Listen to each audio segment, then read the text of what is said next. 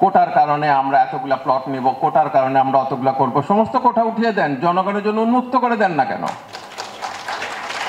সমস্ত কোটা উঠিয়ে দিয়ে লটারির মাধ্যমে কেন ঢাকা শহরের জমি দেওয়া হয় না?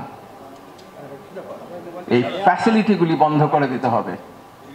তরুণদের এগিয়ে নিয়ে আসার পথ করে দিতে হবে। আমরা তো দরজাটা বন্ধ করে রাখি যেন তারা আসতে না পারে।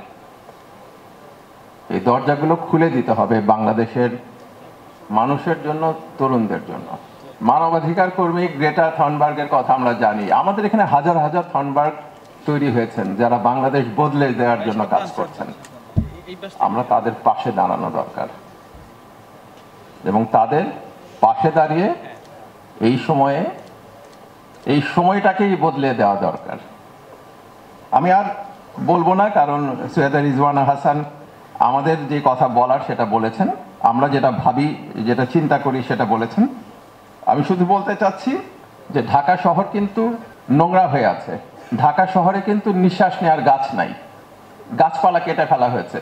ঢাকা শহর শুধু কংক্রিটের শহর হয়ে গেছে। এখানে গরিবের আবাসনের ব্যবস্থাটা নাই। আমরা পারবো কি না, এটা চ্যালেঞ্জ। এটা আমাদের প্রতিষ্ঠানগুলোর জন্য চ্যালেঞ্জ।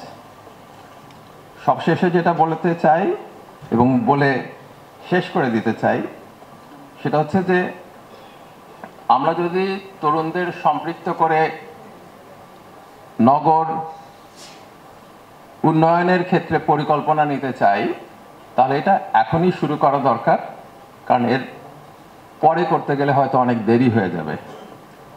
আর তাদের ভূমিকাটা প্রতিটা ক্ষেত্রে সম্পৃক্ত করা দরকার। যেমন বিভিন্ন